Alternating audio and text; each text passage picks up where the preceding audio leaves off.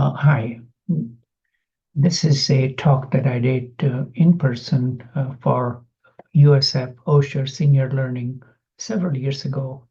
And since there has been interest by friends and family members, I thought I'll record it and make it available to a wider audience.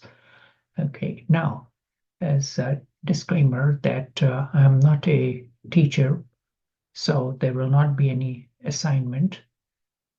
And this will generally, I'm not a history teacher either, so I generally do talks on science and medicine. So what I know is best rendered by the brief song intro to the song.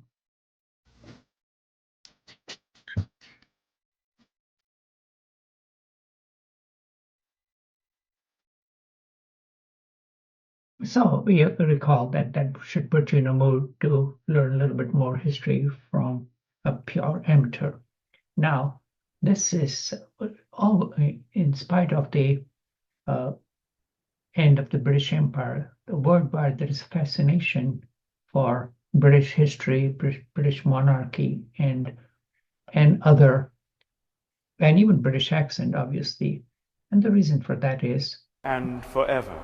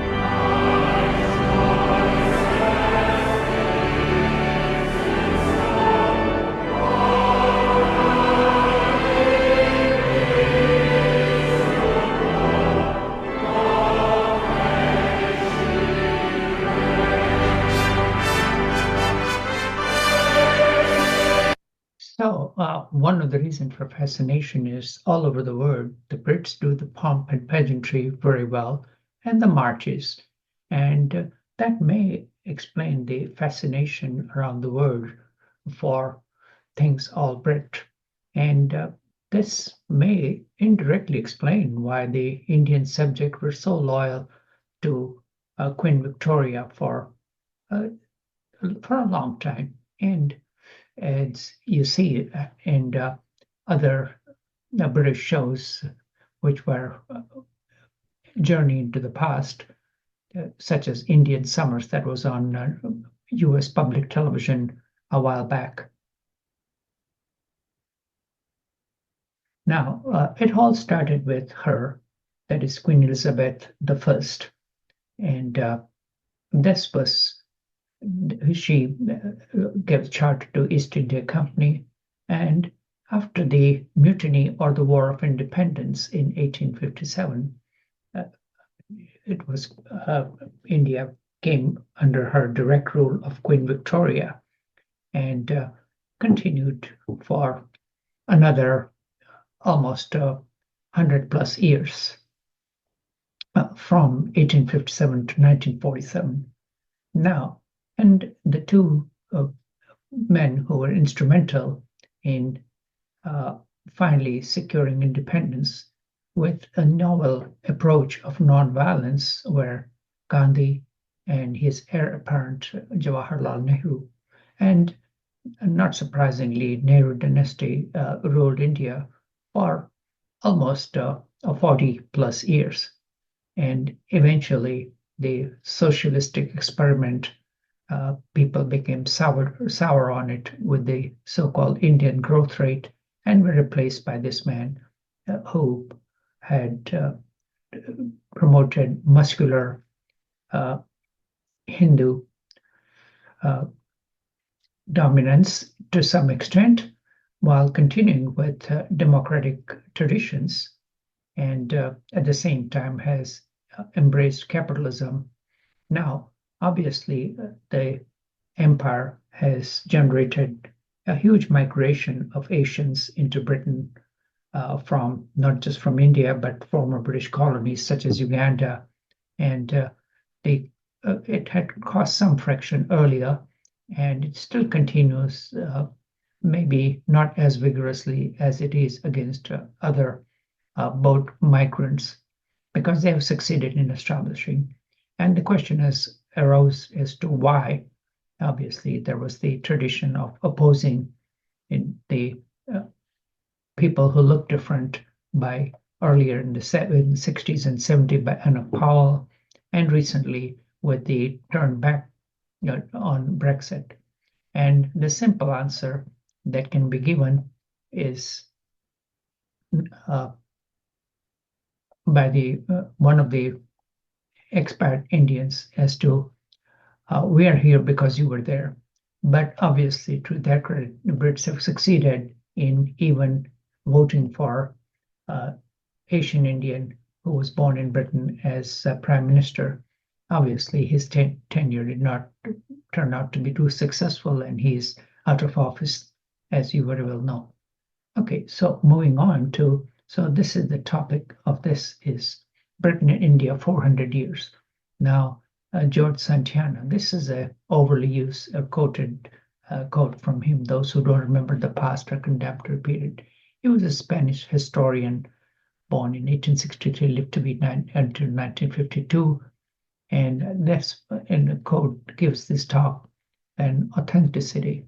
Okay, and now generally, in the American high schools and even the general American public, now the knowledge has increased with the larger immigration, but at least in the 70s and 80s, India's information about India was confined to the Taj Mahal, Maharajas, and starving Indians.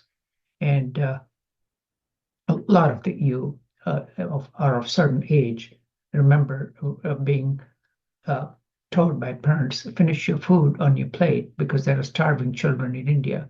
Fortunately, that is not the case anymore. Okay, and the just to get put thing in historical perspective, this little emblem of three lions was the edict of King Ashoka, and it's now the national emblem of India. This is what it looks like in a real size. Okay, and so that just puts things in perspective. And now, obviously, this are the edict of King Ashoka, who was the first Indian emperor, or who is said to have ruled India from north to south, albeit for a very short time, but he was successful in. Now, there's an interesting story that we'll get to in a few minutes, but these are now Indians were notorious and very laid back in recording, because most of the history or even the classic epics and the religious text were sent in oral tradition. And while the Chinese had invented paper, most of the writing was on copper plates and on palm leaves, and they did not survive too much the passages of time. These are some of the edicts that are quoted by Emperor Ashok on mountainsides in various corners of India. This one is in Western India, and it is in one of the scripts which relates to the classical Indian language called Sanskrit. And so this is the area where this may surprise you, some of you, that there are actually lions in Western India. And this is, it's a tourist attraction. So this is the Lions and the Rocks in Western India. So that gives you an idea about the little lesser known facts. Now, I mentioned about the King Ashoka, who was the descendant of his grandfather, who was contemporary of Alexander the Great when he reached the borders of northern India, and only to be to the discontent of his soldiers managed to turn back. Now, King Ashoka became distraught over the carnage when he conquered an empire in eastern India, and converted to Buddhism and nonviolence, and in fact sent his own children to preach nonviolence to Southeast Asia. Now, this, as it happens quite often in religions, with the resurgence of the earlier religion of Hinduism, Buddhism was almost wiped out, and the Buddhist relics and the stupas were left into neglected and were taken over by time and forests, and then they were lost to the memory of the general population. Now, it took several hundred years, if not thousands, to be rediscovered. And when modern archaeology became available, and during the British occupation or empire, archaeology was an up and budding science. And some of the British colonials or bureaucrats had interest in archaeology and had plenty of time on their hand, and they were able to decipher the language, and at the same time on the toes of the deciphering Rosetta stone from Egypt. There were attempts made at translating the script into English and comparing it. And at that time, the scholarliness was expanding, and some of the severe, well-educated polymath Brits were able to find the correlation between the ancient Indian script and the European languages, i.e. Greek and Latin, and they were able to put timing on it, and based on deciphering the Brahmi script from 3rd century, and the time limit was established, and the name of which appeared sort of to King Ashoka, that was put into proper context. And so this story was very well told by a popular historian named Charles Allen in his popular history. It's not a scholarly work, called Ashoka, and it shows the details of his life. They were salvaged from the crevices of the past, and it revealed more about the emperor and the vagaries and lost Indian history. Okay, and we'll talk more about it when we talk about the the romance of Orientalism that took over Europe for a short span between 1790 to 1830s. Okay, and again, now this is, obviously the romance of the Northwest and the borders was well dramatized in the movie starring Man Who Would Be King by Michael Caine and Sean Connery. Okay, and so this was the romance of the empire is still very much alive in Hollywood and around the world, and has been dramatized in earlier in the movies and later on in television series. Okay, and now obviously the Brits were not the first ones. Obviously, the first explorers were Portuguese, who were the first one to around the Cape of Good Hope, and with the assistance of an Indian sailor, they were able to go around Africa and establish a foothold and colonies. Now, Vasco da Gama was more or less a contemporary of Christopher Columbus. 1492 was Columbus's great westward journey looking for India, and only to discover the whole new world. But at the same time, Vasco da Gama truly went east, and he's said to have quoted, "We see Christians and spices." And he landed in southern seaport of Calicut, which was a thriving seaport because there was a trade going on between the Arabian Peninsula, China, Philippines.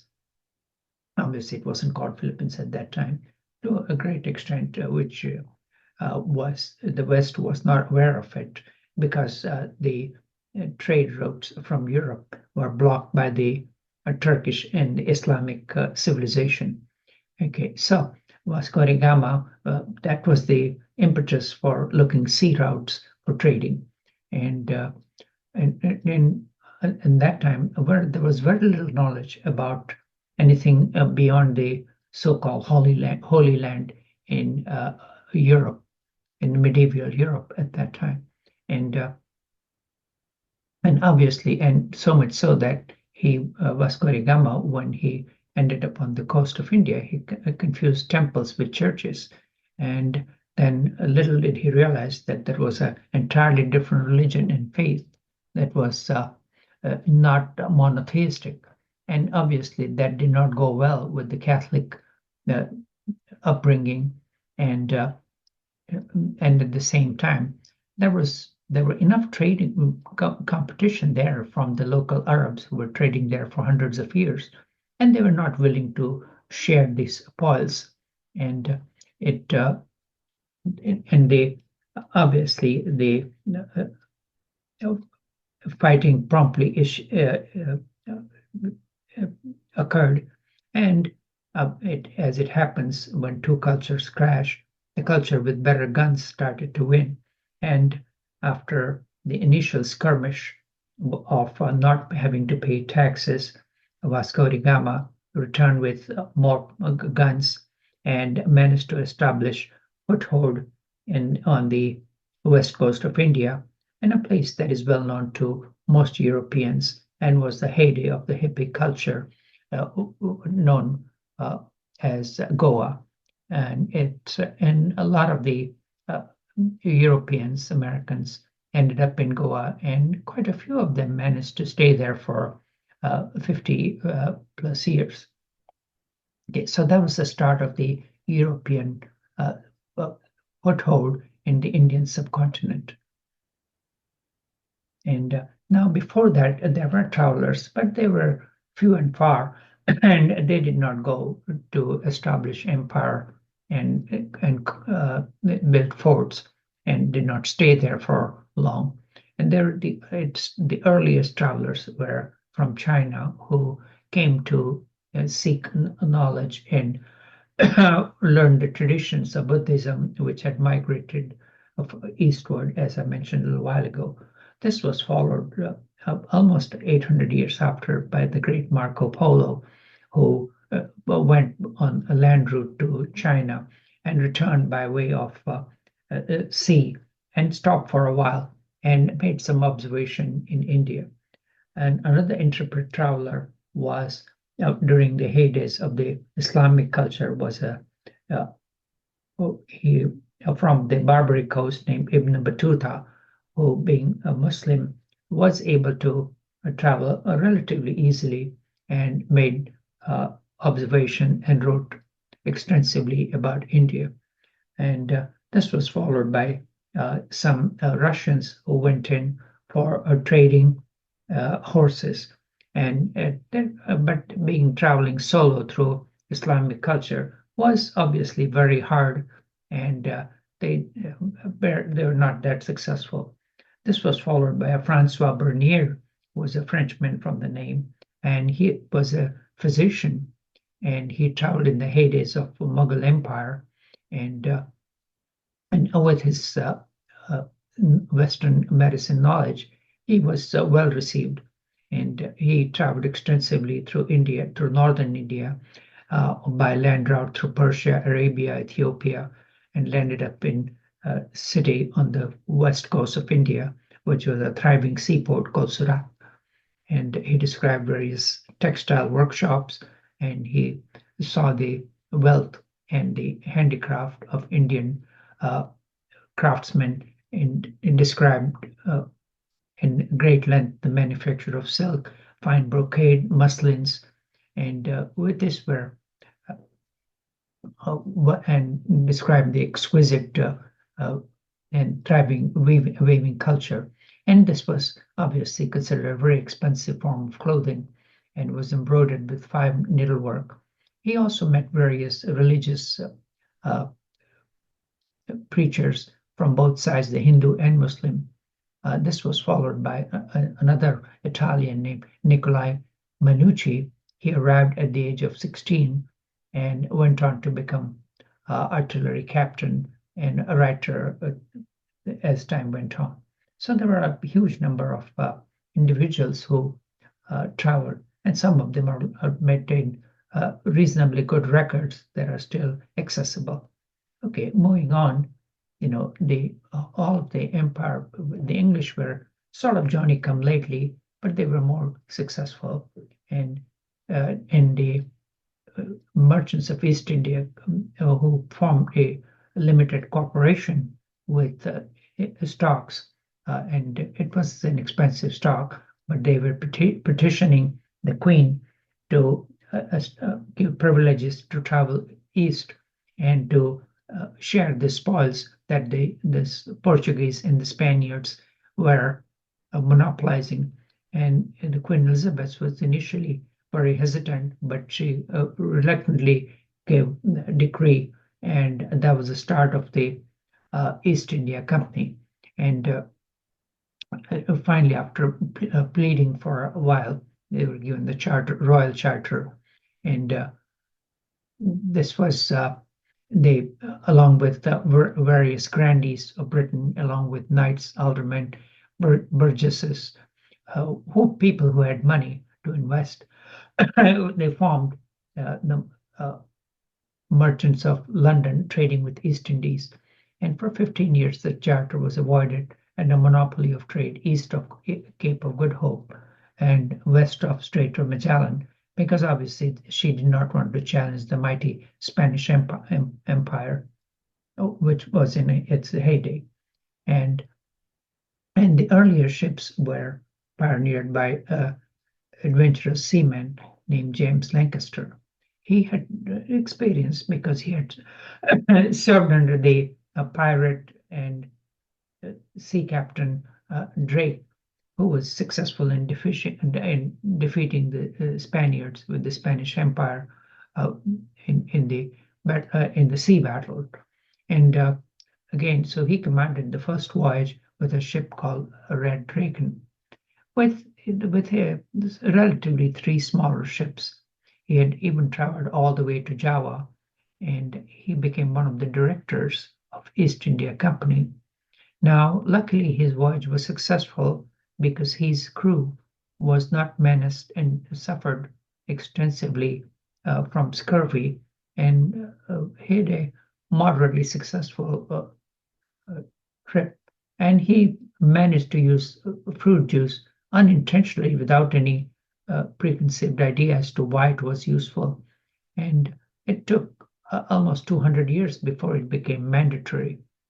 And this was followed by others on his footsteps who managed to travel to the Mughal court and request or beg for trading rights. And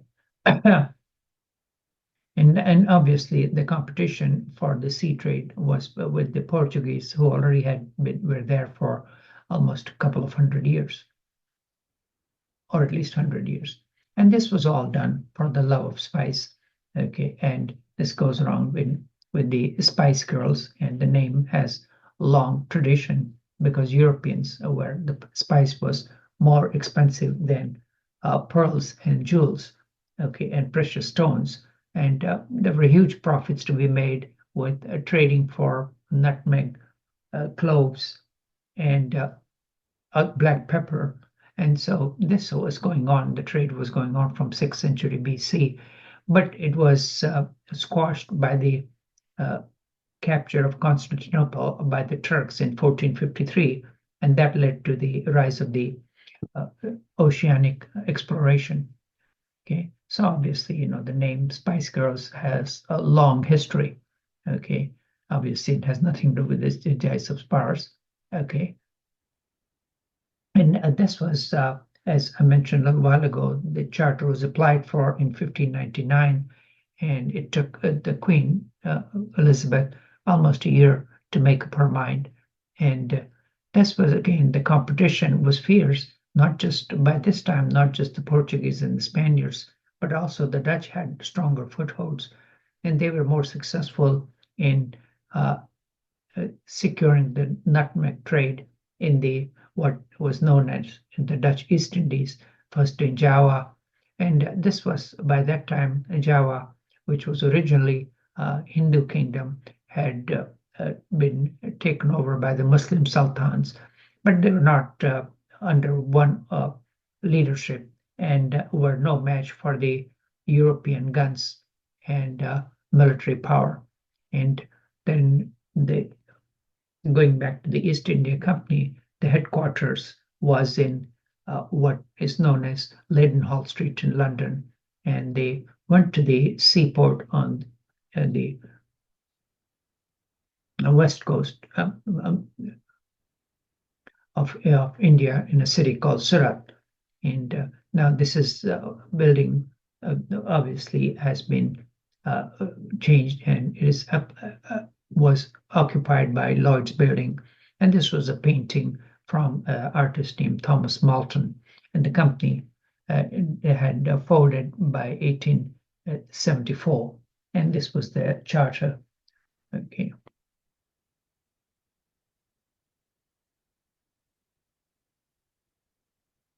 And the charter means that by the authority of the king and in the Senate by the Parliament. Okay, so that was the Latin logo or motto of the East India Company. And this is the famous red dragon, and it was named the Scourge of Malice, was launched in 1595 and was initially used for raiding the Spanish shipping trade. And then it also was used in the first 3 company voyages, and a famous battle that took place in the Arabian Sea with the Portuguese in 1612, and that led to the downfall of the Portuguese ambition in southern India. And again, so the English were better sea fighters, and were able to, overcome the Portuguese efforts. Okay, and the ship had a long history, and it was eventually sunk or captured by the Dutch in 1619. And okay, so but it just went on to make about 10 voyages in the early part of British colonization.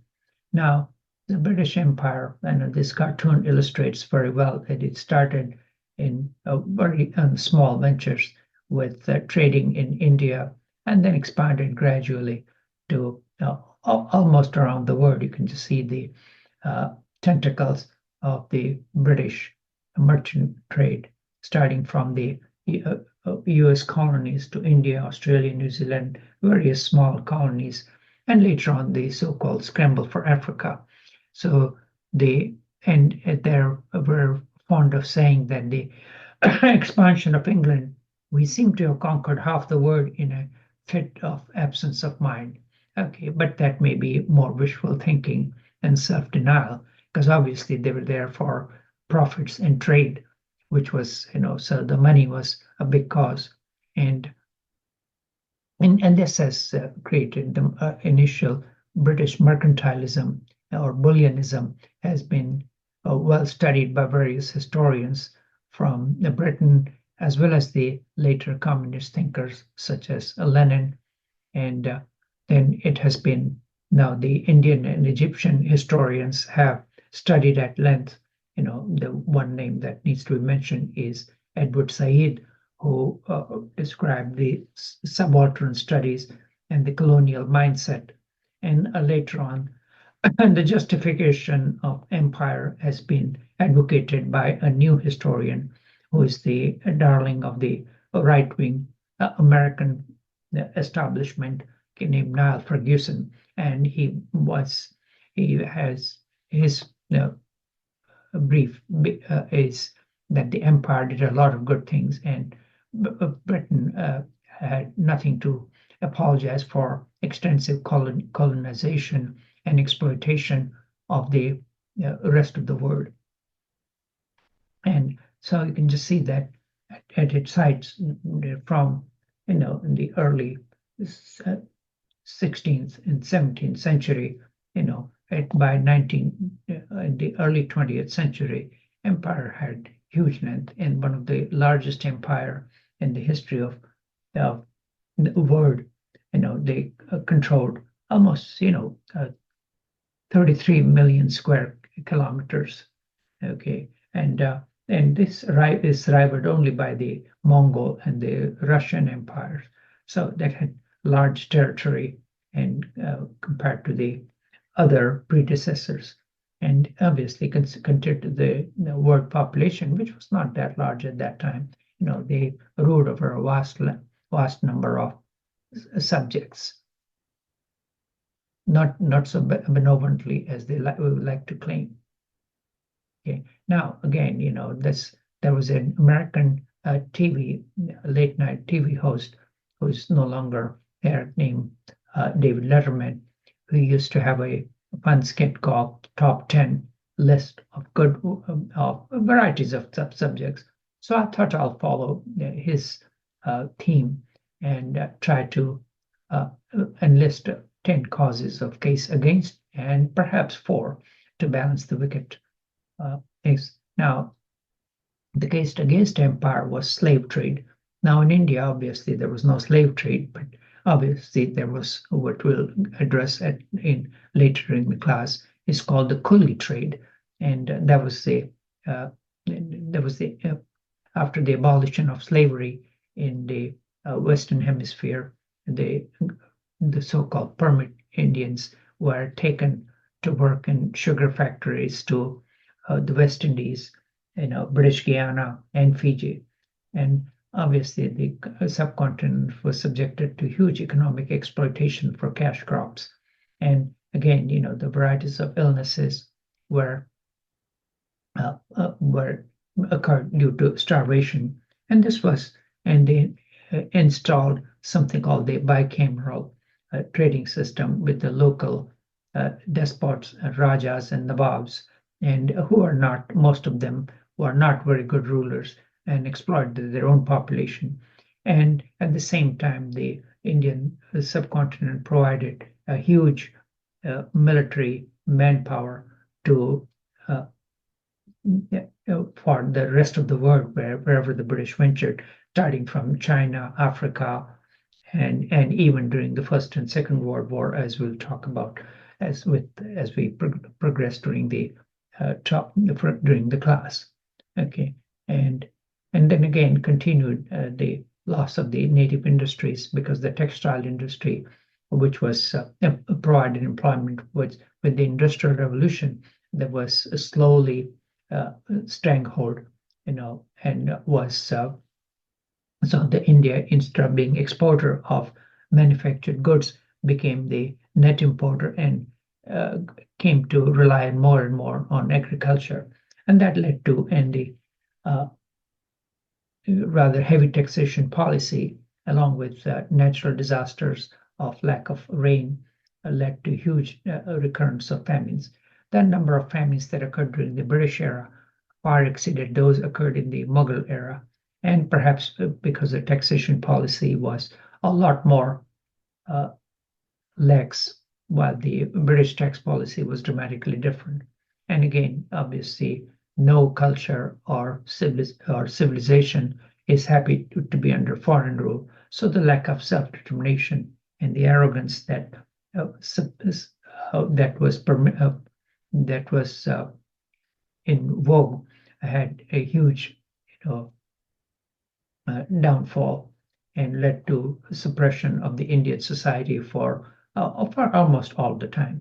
And obviously, in the thought process in the British colonials was that Christianity was the enlightening force, and they were there, and they looked down upon the old traditions of polytheism and tolerance that was, and they obviously that took upon themselves to quote unquote mission to civilize, and at the same time there was racism, which was initially far less, became endemic and was widely practiced in all forms of life, starting from not allowing the Indians to live in certain areas and directly abusing. At the same time, we should try to point out the few things that were beneficial to the empire. Primarily, the objective may have been different, but like it or not, it did benefit the subcontinent with inventions such as railways that were primarily introduced for military transport and were paid for by the Indian taxpayers. And the British investor made some huge profit, as we'll talk about as we go along.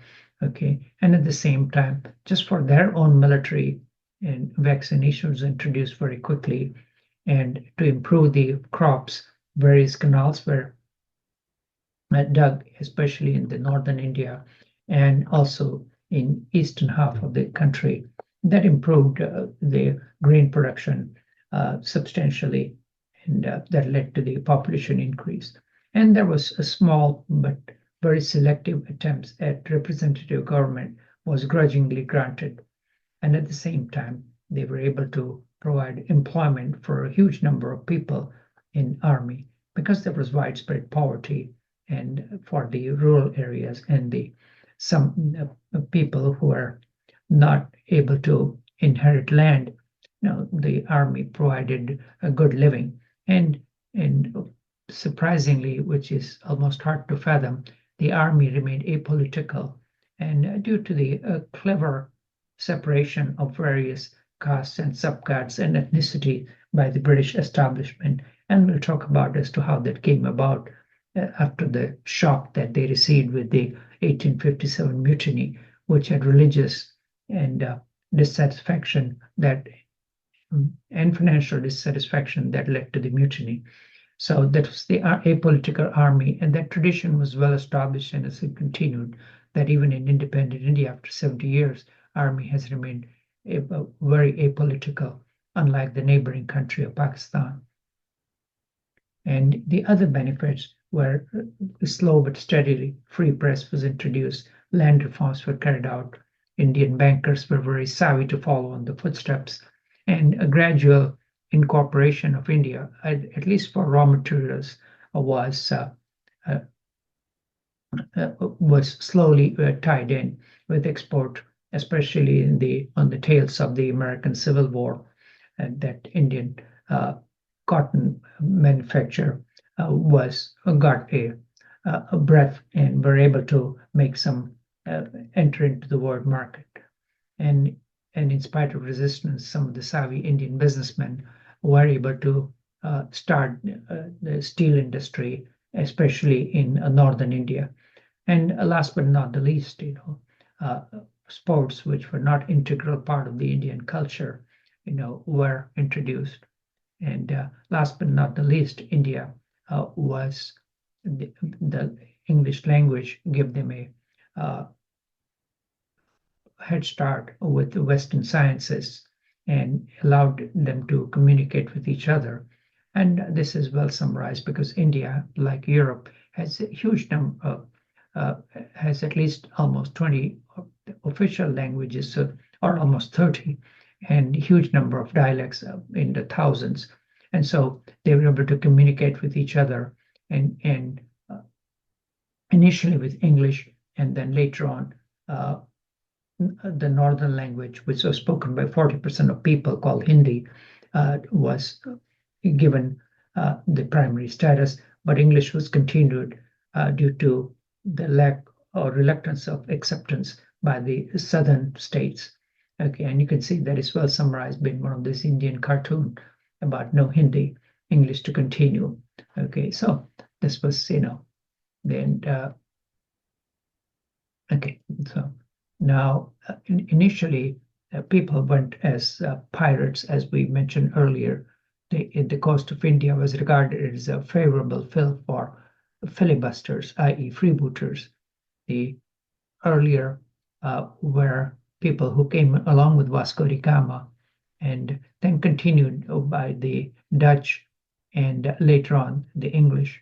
And the fight went on between the Dutch and the English, and there were and there was various piracy was going on at that time, and so there was substantial infighting that went on between the European traders. It was and a woman named Catherine Harvey, she was a young woman. She was caught in the piracy war and profit. She was at times held hostage by native pirates, and so she went on to document her perils. Okay, now this was she fought along with the East India Company, and eventually returned to England. Okay, and because obviously women had very little rights, and but managed to document her history was well documented and becomes like a very small number of women traveled at that time. So her story was well summarized, as to the hazards and the benefits that occurred with trading in spices, because obviously the local Indian princes and sultans did not give up so easily, and it took almost 100 years for the East India Company to establish the control over the whole country. Now, gives you, we are digressing, but this is a picture that is, obviously one can date the picture that is, before 9/11, okay, of the World Trade Centers. Now, the question that one has to ask, would you have traded this little island for a small 3 by 1 kilometer island in Indonesia? Okay, and yes, it may come as a shock, but during the Second Anglo-Dutch War that took place between 1665 to 67, English kept Manhattan, but the small island in the Indonesian or Dutch East Indies archipelago, the island was called Pulau Run, that was returned to Dutch because that was the only place which was a source of nutmeg, and nutmeg trade was so lucrative that the Dutch would rather have that than the island that in the Dutch colonies in Americas, which was owned by the Native Americans, called Manhattan. Okay, so that, and obviously the English renamed it New York later on. Okay, and this is the small island of Pulau Run. Let me see if I can show that to you a little bit more. Okay, and you can see how this is the Banda Island, and this is the Pulau Run Island. It's in the little colony. So it's a small little speck of volcanic island, and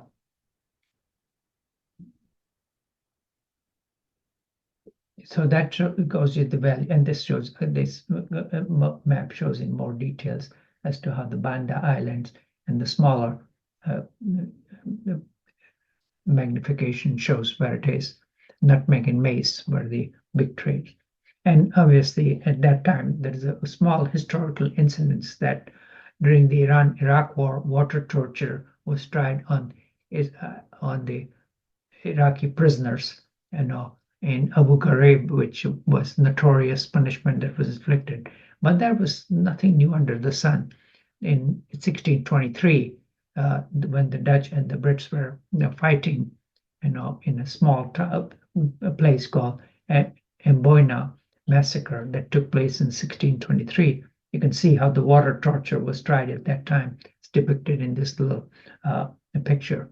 Okay, and the torture and execution was taking place of 20 men and were in the service of East India Company by the agents of because they were accused of treason.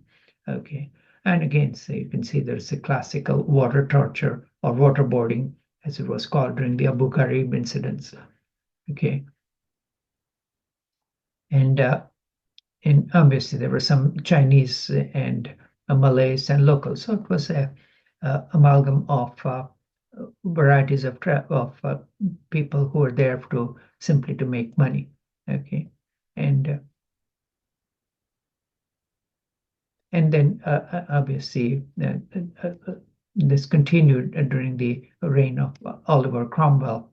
Okay, and Oliver Cromwell granted East India Company new charter, and at that time a new drink term was incorporated into the English vocabulary. It's called punch. That has one can trace the origin back to Hindu term for five, punch. Okay, and so that's a little piece of history that now this is as I mentioned earlier, that Indian subcontinent is fairly large, and one can compare the modern day Europe with the Indian subcontinent. You can see that Europe has at least 29 or even more by now states or countries, and same way Indian states are also by linguistic subdivision that was reintroduced in the mid 50s, and the various ethnicities have asked for their own self-rule, and so India has as many as 30 states and huge number of official languages as in Europe. But at the same time, it's just it's a bit amusing that Europe is named a continent, but India is called a subcontinent. Perhaps one can cynically claim that the reason for that simply being the map makers were European and not Indians. Okay, all right. So moving right along. Okay, and this again shows the same modern day maps. Europe's area is bigger. India's GDP is slowly catching up, but is nowhere near that of Europe. Okay, so but obviously Indian gross domestic product is larger than United Kingdom. Okay, and almost maybe catching up with that of Germany because they are smaller areas. Okay, but per capita income is India is still a very poor country when it comes to, and the population density is different as well. Okay, because it's obviously India is the most populous country in the world by now. So, and again, so the English where one can be, if we say, as I explained earlier, they were imitators, and the Dutch were there with the Dutch East India Company in 1602, and because primarily they had a better financial system, and they were able to attain as much as 20% profit from the Spice Islands, and they had monopolized the Spice Island race, and obviously with the Dutch and British War, finally the English were given free reins over textiles, and by this time they also had a better financial system because all these adventures abroad were expensive, and a Bank of England was formed in 1695, and at the same time, so they were able, they concentrated, they left the spice to the Dutch and the Portuguese, who were by this time they were more of a splinter force, and the Dutch concentrated more on other goods, while the Indian trade were primarily concentrated on silk, cotton, some precious stones, saltpeter, and later on the more lucrative trade in opium. And at the same time, the slave trade from Indian subcontinent was in full force to the Spice Islands and in the Cape Colony. Okay, now the part of the reason was that the rulers of Indian subcontinent, i.e. the Mughals, they were not concentrated, they were primarily land people coming from the Asian mass, and they were not too concentrating on the sea power, because their empire was based in Delhi, which was far from the ocean, and they relied on the Asian trade. And so as long as they were allowed to go for their prayers to Mecca, that's all they were interested in, and they were willing to pay, ransom money to the Portuguese to be left alone. Okay, and so they did not consolidate or really put any type of efforts on the vast sea coast of India, and paid the price for it, as we shall see. Now, at the same time, there were various enterprising traders. The one that comes to mind was a well-known prime minister's uh, predecessor, Thomas Pitt, who went to India to seek fortune, and at the same time traded on the side for himself, and was enterprising and not too honest a person. And by trading on his side, he was able to acquire the famous Pitt diamond, which he bought it for 20,000 pounds and sold eventually for 135,000 pounds to one of the regents of the Kingdom of Orleans in France. And later on, it ended up in the crown of Louis XV and Marie Antoinette. Okay, and his grandson, the Pitt the Elder, went on to become now a big administrator and president of the Madras colonies. Okay, so that is, and it's a famous name who went his children and grandchildren went to become prime ministers. So they have a long tradition of power. And this is diamond was, and so this is Pitt claimed to have acquired this diamond from Indian diamond merchant for a relatively modest price. So this was how the stone was hidden in his aboard the ship, and this was again, and then it was refined by the diamond cutters in early 18th century, and it was moderately expensive. So, and the rumors was that it was totally fraudulently acquired. Okay, and the English satire writer Alexander Pope, he wrote that this was the ditty that he wrote: "Asleep and naked as an Indian lay, an honest factor." That's what they were called. Was it was the word that the trading compound was called factory for whatever reasons, and so factor stole the gem away. He pledged it to the knight, and the knight had the wit, so he kept the diamond, and the rogue was bit. So this was from the great writer Alexander Pope in lines in his moral essays. Okay, and by this time, obviously, when people were traveling in the tropical climate, was unhealthy for Brits.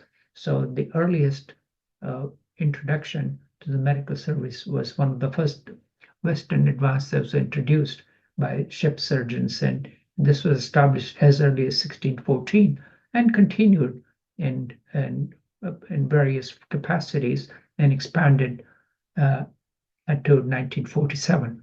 Okay, and this was one of the doctors or surgeons, as they were called. He was able to travel to the Mughal court and was able to treat a princess who had suffered from burns, and again, obviously, was richly rewarded. Okay, and they were able to get rights for trading from the ruler. Okay, and he went on to marry a Muslim woman at that time, and so there was a lot of direct relationship that took place, because the Muslims were considered people of the book. So they were obviously and on the other hand, the Indians did not, at least some of the Indians did not eat meat. So and did not believe in quote unquote one God concept. So that was harder to get along with or to socialize with Hindus rather than with Muslims. And the Indian Medical Service had long roots. The hospital was established as early as 1679 in Madras. That was the first colony, and later on was expanded very quickly to almost a couple of hundred surgeons. And after the mutiny or War of Independence in 1857, public health was established, later on leading to the Indian Medical Service establishment and starting of the medical schools. And so that had were established. So the Western education was introduced primarily initially for the benefit of the army, for the British Indian Army, and later on for the locals to avoid infectious diseases, because by that time the science was progressing very rapidly with microbiology and other diseases such as cholera and plague and malaria were tackled by various scientists, not just from Britain, but also from the continent of Europe, including the great Louis Pasteur.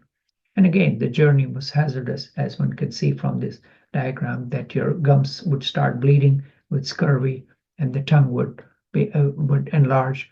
So this was, and a surgeon named John Woodall was an English military surgeon, okay, and chemist. He made a fortune through stocking medical chests for East India Company, and he's remembered for his book that he wrote, The Surgeon's Mate, which was the standard text to advise ship surgeons on medical treatment and contained an advanced view of the treatment of scurvy. Okay, so this was, so that some of the scientific basis was already taking place because of the necessity that was involved in the hazardous travel and living in the tropical climates. Okay, and obviously this is a classic textbook that you may have heard about, called Gray's Anatomy, which was televised in the series on American television. And one of the illustrators for Henry Gray, who died at age 32, and he had famous illustrations that were done by a medical student, okay, named Henry Van Dyke Carter, who was not given credit for his illustration, but later on, after Gray died of smallpox, Carter went on to have a successful career.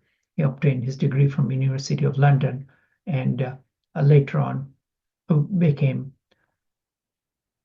a professor at Grant Medical College in Bombay, India. Okay, and this is the classic book by Henry Gray. Okay, you can see some of the early editions, and obviously that is still in print, and the illustrations have been replaced by more advanced technologies such as CAT scan and MRI scan. And this was the earliest seaport where the Brits established their colony or factory called Warehouse. Okay, this is the city of Surat, which had the Mughal sultans or Nawabs fort, and that is still very much there and hasn't changed a whole lot.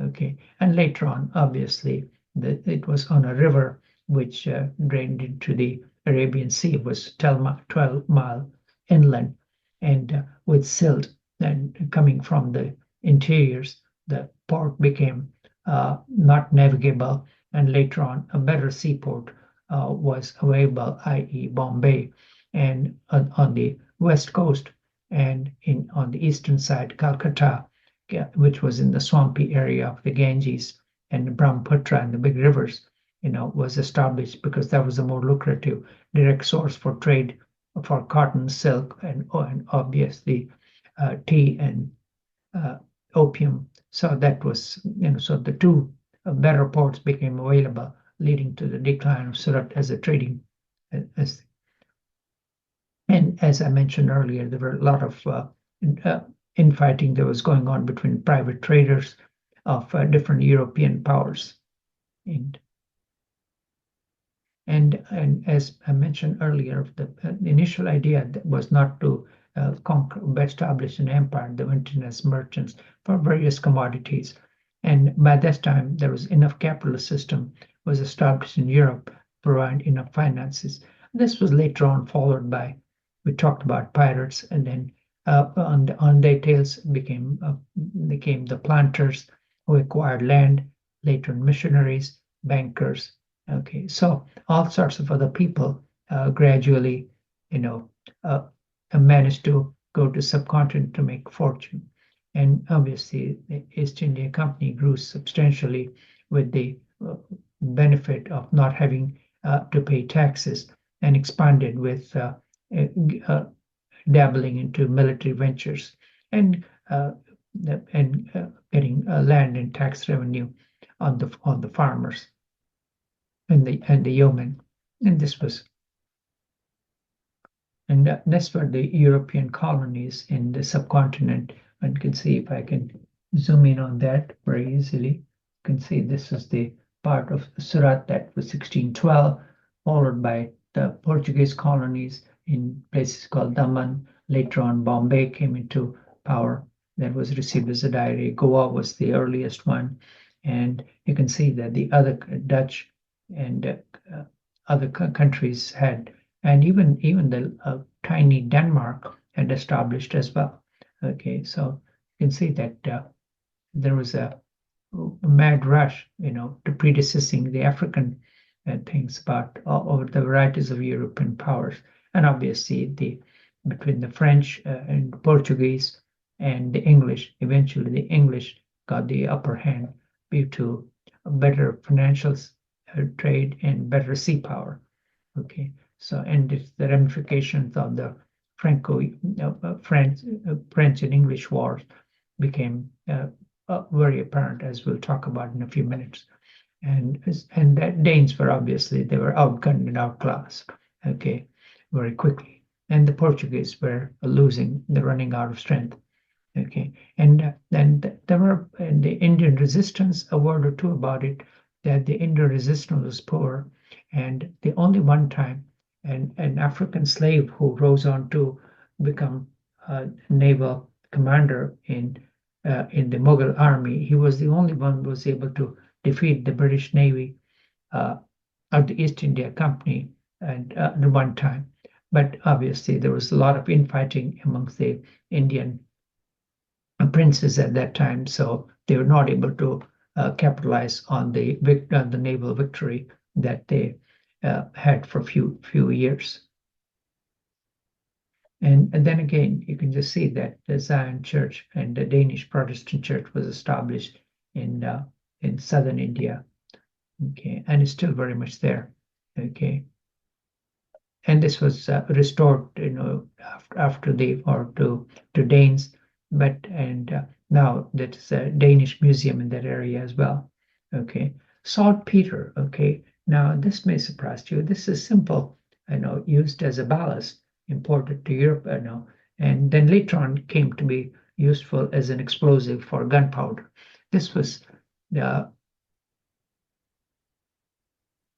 and this was the king had a lot of authority over the East India Company. Okay, and the king was able to name his own price. Okay, and there were, so the reason for the company was saltpeter was to pay duty on the silver that was exported from England, and so in return, when the ships were coming back empty, they were filled with saltpeter.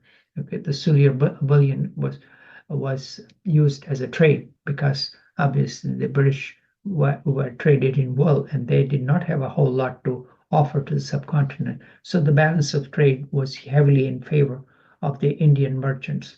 Okay, and so silver bullions were exported, to a substantial amount, during the trade. And the saltpeter was imported for military purposes and the mother of all the gunpowder. So and so you can just say that the chemical formula is potassium nitrate. Okay, and so this was a big import that occurred in the mines in eastern India.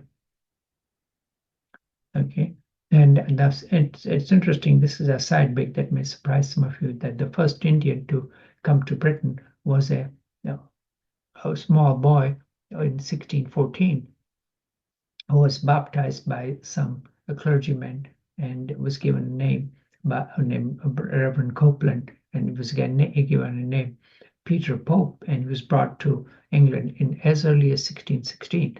Then this caused a real stir in England, because obviously they had never seen a dark-skinned person, and he would be followed by children staring at him, and women would watch him. And even Shakespeare might have alluded to this disposition of Englishmen to stare in Tempest, the famous play. He wrote about the shipwrecked character, on first seeing the dark-skinned native, the Caliban, the boy from Bengal, was christened Petrus Papa or Peter Pope. The name was chosen for his baptism by King James the First himself, and so and he was obviously he was a good student and was able to not only just learn Latin but also English very quickly. So that's the story of the first immigrant who was brought in against his wishes, perhaps. And the other lucrative product, along with saltpeter and cotton and silk, was indigo. And this is can be shown. This is not copyrighted, so I should be able to share it. Hopefully, everybody can hear it.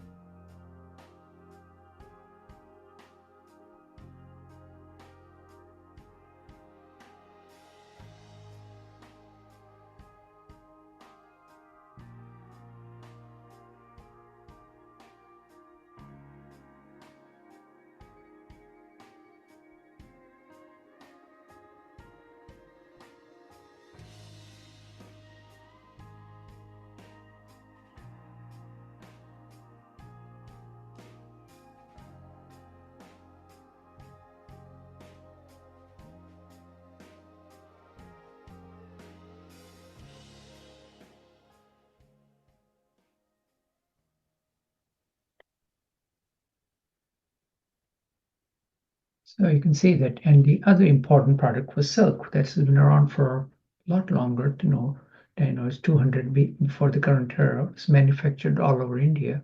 Obviously, the origin was from China, but was the major centers were Surat, as I mentioned earlier, Mysore in south, and Banaras, which is the Hindu religious city. The brocade weaving centers developed around the kingdoms of old holy cities because the demand for expensive fabric was by the royal families, temples, rich merchants. And so this was, a very lucrative business for the locals. And at the same time, the moneylenders were able to advance money to the weavers to buy costly raw materials. And the ancient centers were on South India and on the western coast and also in the north. So this was the main centers for brocade weaving for silk. Okay, and this is again, another example of making saris.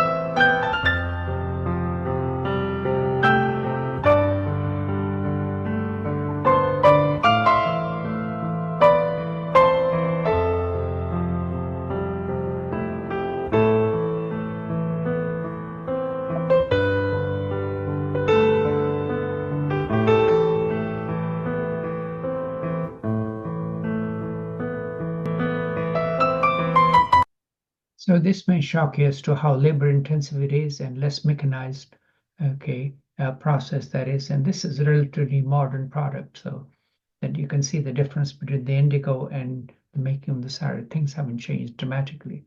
And this was again, as I mentioned earlier, the American Revolution had a huge lot to do with it. Okay, but the export of cotton from India started right early. There was one of the big products that was imported by East India Company, and the craze for the calico and chintz, these were Indian language words that were introduced in English, and so much so that the trade was so much one-sided that there was a Calico Act that was passed in England to avoid to tax the products, and then later on it led to new cotton farming, and subsequently with the rise of industrial revolution, the traffic reversed that India became a net importer uh, of finished products, and then later on the Lancashire mills were the first but the Indians were right on their tail. But they were able to establish their own cotton mills, and there were as many as 58 mills just in the city of Bombay earlier. Okay, and so that was the trade. Involved both countries. Obviously, India was lagging behind, but not too far behind from the Industrial Revolution. So the two industries progressed more or less on the tails of each other and were interdependent to some extent, obviously, but they did not have the political control. So, okay, and we mentioned earlier that Thomas Roe was the earliest member of the parliament, and he sailed from uh, England to India to present credentials to be the envoy of King James I to the court of the Mughal emperor, and he was the father of the creator of the Taj Mahal, Shah Jahan, emperor called Emperor Jahangir, and he was somewhat of a laid-back emperor, and the brain behind him was his wife, Nur Jahan.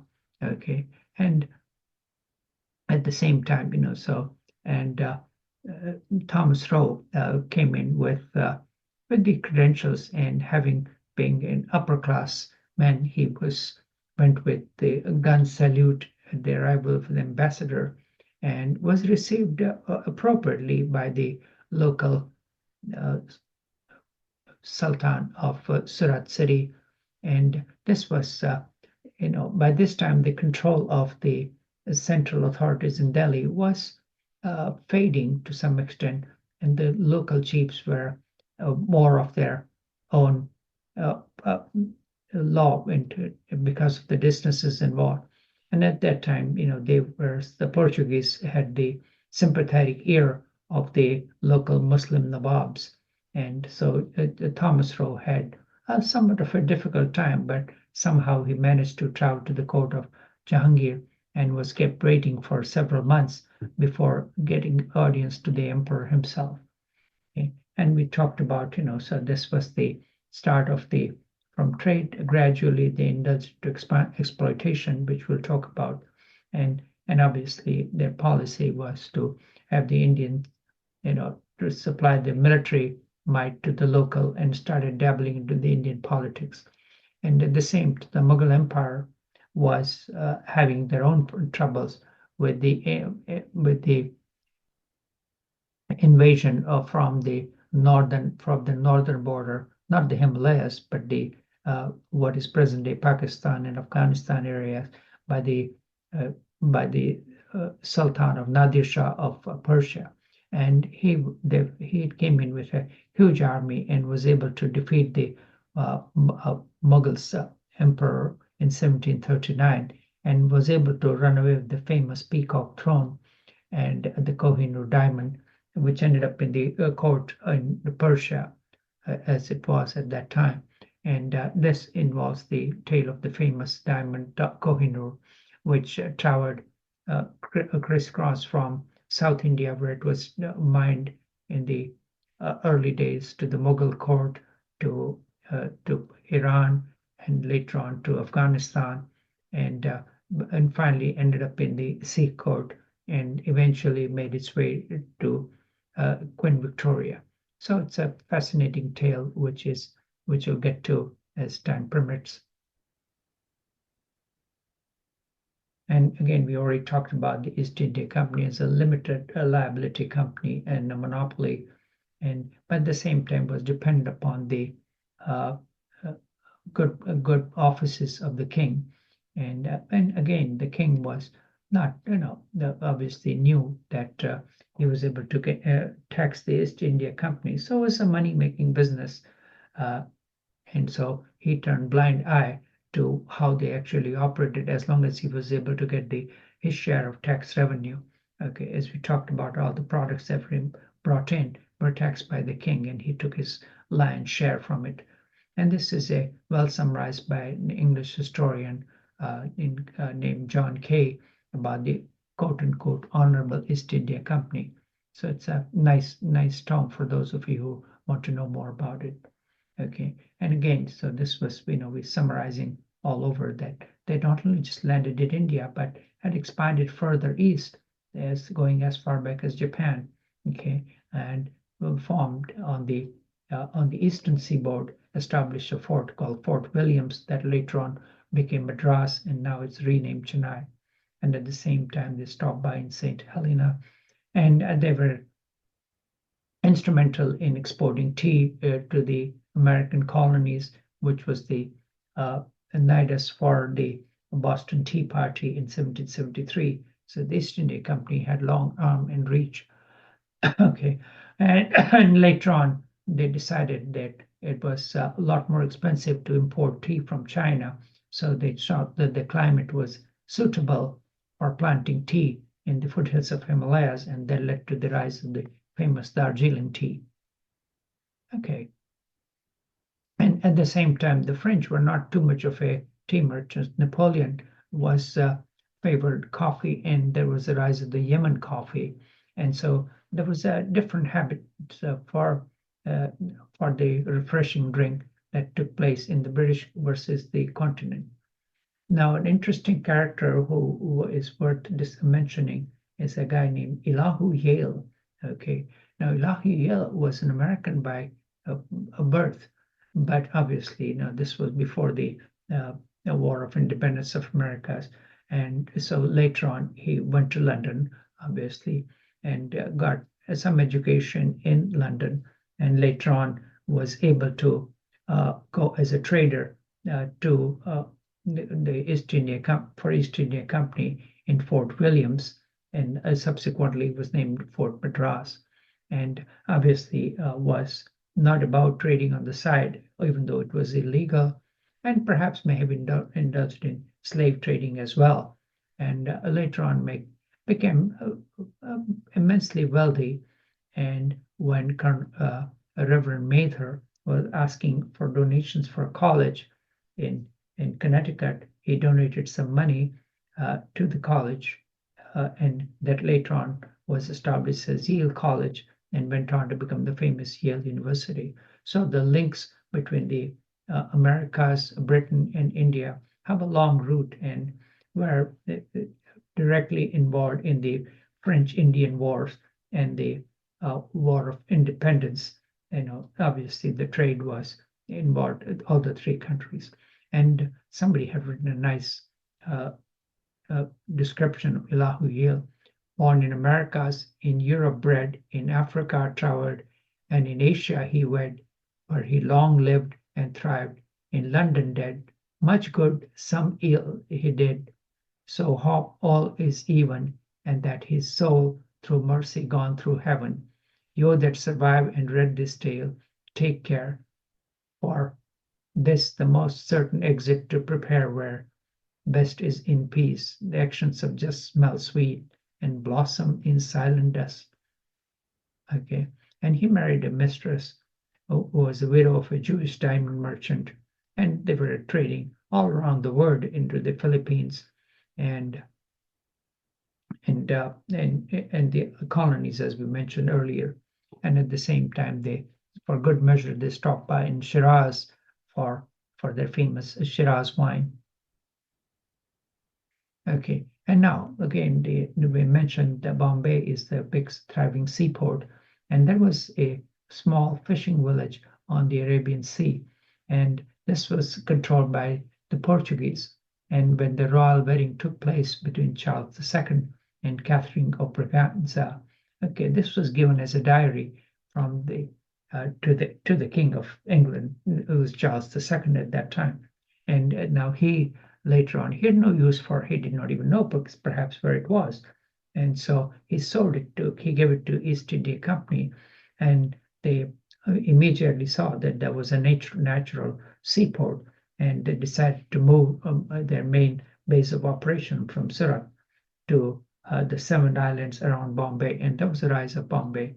And that very soon attracted traders from the Middle East, Armenia, the Jewish traders from Iraq or the Ottoman Empire, and Portuguese, Dutch, and the local Zoroastrians were quick to get involved, and that was the rise of Bombay, which almost became a free trading and money-making site for all. and the East India Company was able to defend it by the military employment of the locals, and was able to defeat the empire that was the Hindu empire that was in rise in southern India. And this is the modern day city, which was considered a gateway of India, and the famous Taj Mahal Hotel. This structure was the so-called gateway of India, was erected, in 1911 when King George V and Queen Mary visited into their Indian Empire. Okay, and it was built in the Indo-Saracen site with, and it was designed by the British architect, and the construction was completed in 1924.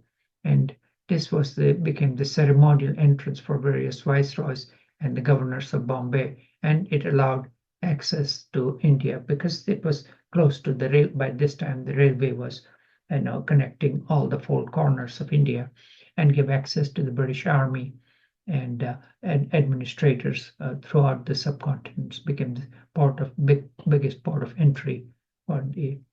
Okay, and on the west coast, a city of Calcutta came into prominence. This was a small village that was bought by a trader named Job Charnock in 1698 for a relatively small sum from a Bengali merchant, and very quickly became established, okay, for trading things. And the division pretty quickly took place between the white and the black town, and was a direct trading route for the products from the vastly lucrative area of Bengal province, which was a rich revenue-generating province of the Mughal Empire. And by that time, the Mughal and the sultans, or the local nawabs, were with the infighting, they were not able to maintain adequate control, and again were poorly equipped in sea power, and leading to the very quick loss and giving foothold to the East India Company on that coast. Okay, and as I mentioned earlier, the French and English wars in 1860 had, one can rightly say, there was the First World War that took place not only in Canada and United States, and Europe, obviously, but the repercussions of that occurred in southern India. By this time, the French Trading Company was financed and supported by the French kings, and the French were more ambitious, and a very ambitious governor named Marquis Dupleix, Joseph Francois Marquis Dupleix, saw the opportunity that the Indian Nawabs and Rajas were weak and were poorly trained. So he decided to build an army with native troops, and he were trained as infantrymen, and he offered his services to the local Muslim sultans. Okay, and the French colony of Pondicherry.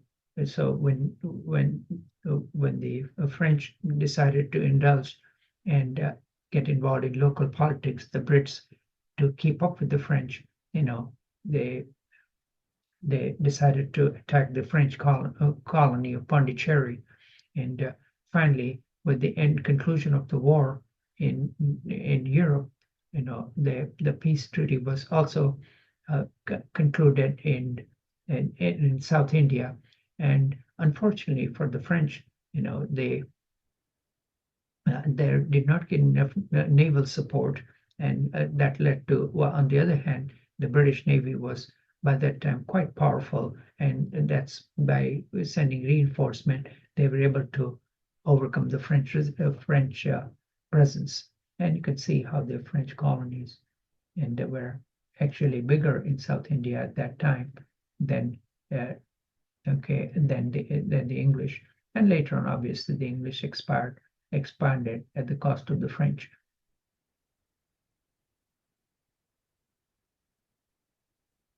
Now, there were, by this time, India had also a big Hindu empire that started in central India and gradually expanded in south, east, and west, and was able to challenge the authority of the Mughal Empire, and was able to have the Mughal Empire accept his authority. And the fighting went on between the Muslim Mughals and the Hindu princes, and his descendants. And obviously, at the same time, they were fighting a third entry of the Persian Nadir Shah, who came in from the north. And so that was a three-ring circus that was going on. And obviously, the East India Company was able to take advantage, and due to the lack of unity between the Maratha princes, they were able to overcome one by one and play them against each other, and were able to, in a span of about 40 to 50 years, became masters of the entire subcontinent. Plunderers. Okay, now we'll talk a little bit more about it. The man who can be credited rightly to establish the British Empire was a gentleman named Robert Clive. He first arrived in India in 1743 as a civil servant, as a simply lowly clerk, and was bored with his job.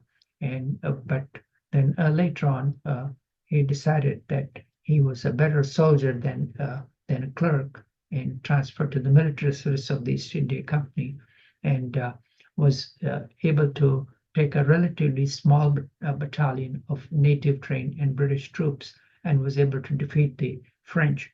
And later on, when the Nawab of Bengal decided to kick the British out, and that led to the this so-called incidents of the Black Hall of Calcutta, the British honor was at stake, and so the naval force was sent from Madras, which is in the south, to Calcutta, which is in the north, okay, through the Bay of Bengal, and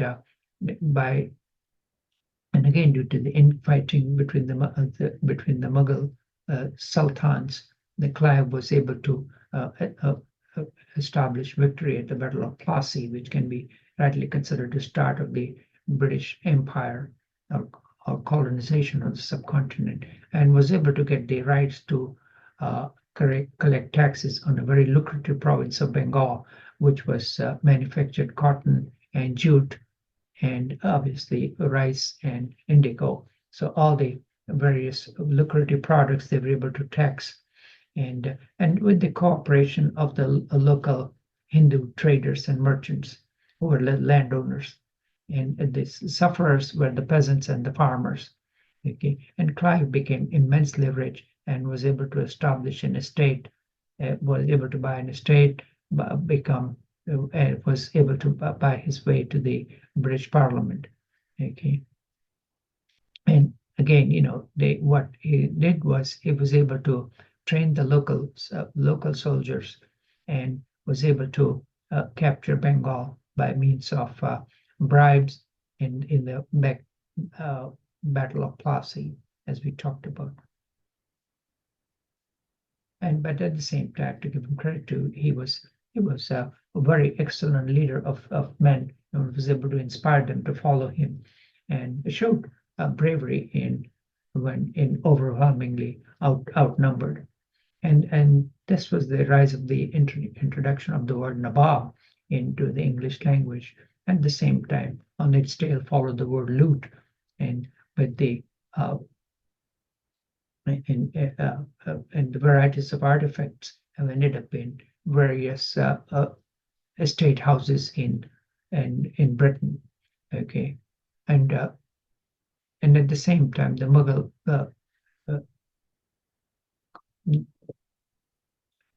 viziers, or people who were the financiers, realized that these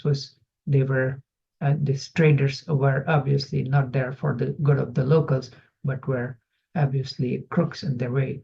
But at the same time, they were outwitted and outgunned simply, and the treasuries of the Bengal was sucked dry basically, and that was loaded and floated down varieties of boats from the Ganges from the Nawab's palace to Fort Williams.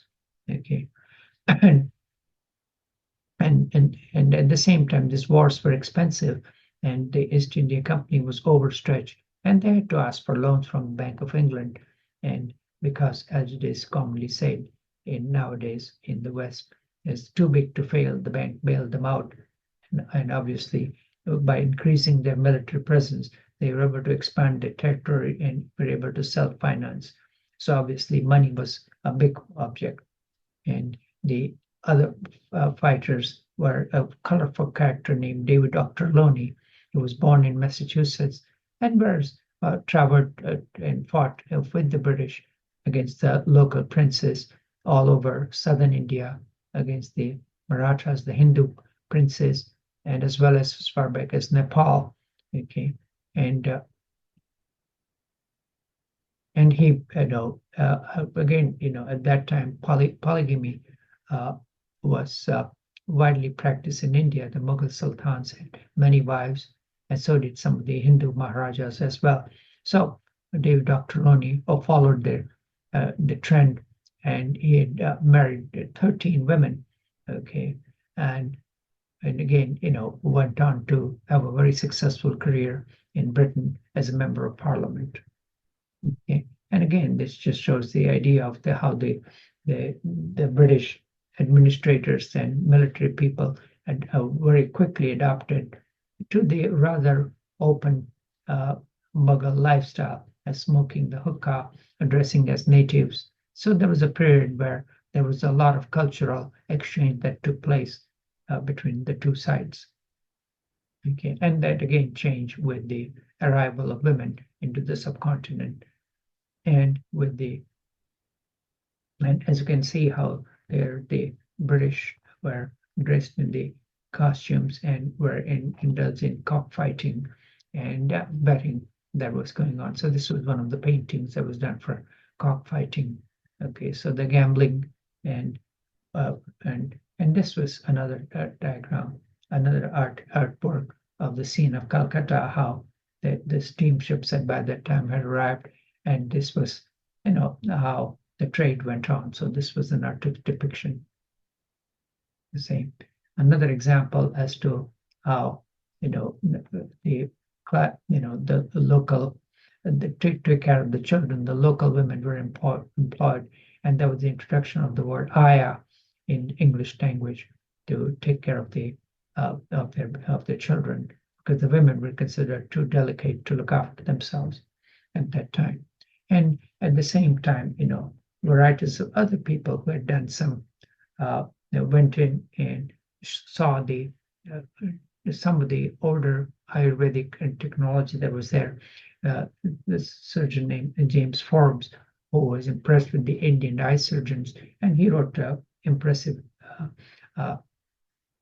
books on the Indian flora and fauna.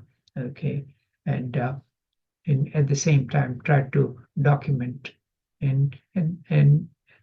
but by this time the stereotyping of the locals was coming into vogue, and obviously, and the Brits had almost a negative connotation for a lot of other ethnicities, including, for example, calling the French as foppish, Italians as ridiculous, the Spaniards were haughty, and the Bengalis were considered shy, timid, and servile.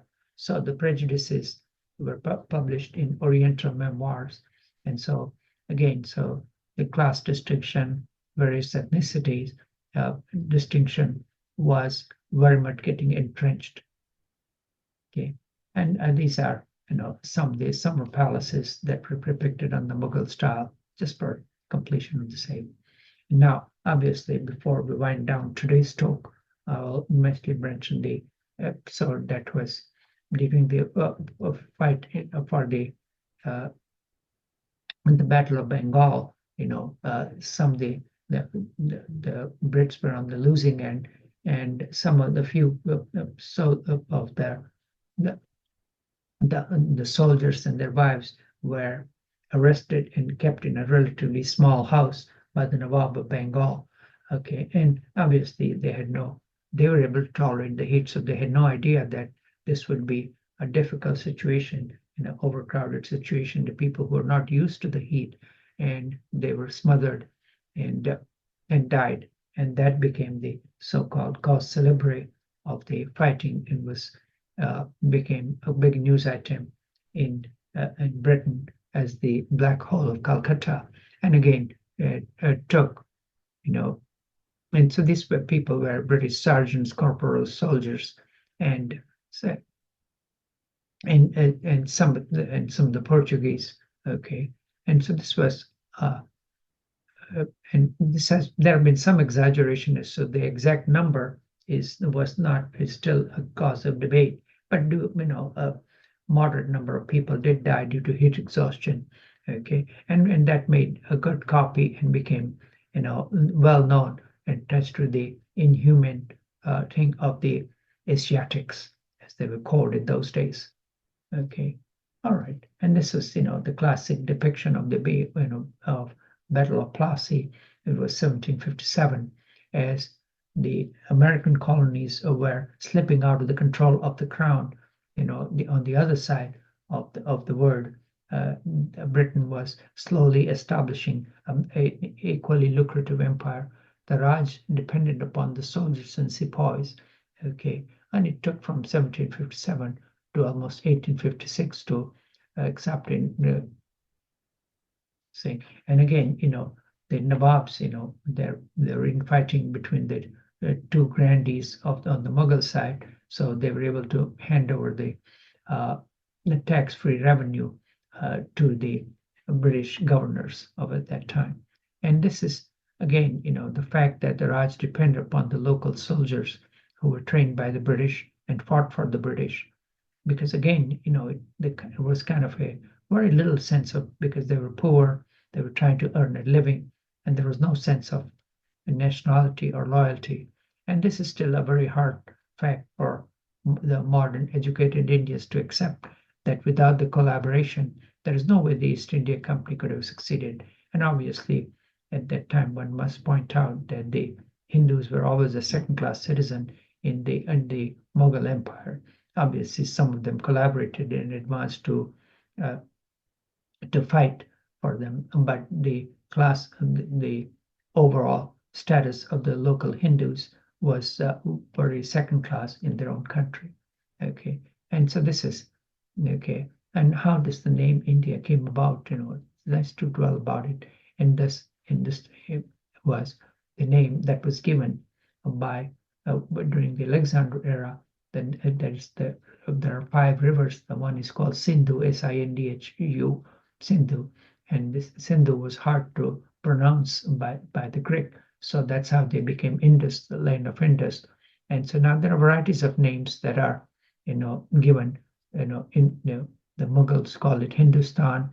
The more Sanskritized name is Bharat. It has to do with the Indian classic epics, Mahabharata, with the character which can be equivalent to Odyssey and Iliad. Mahabharata and Ramayana are the 2 epics that every Hindu has heard about while growing up.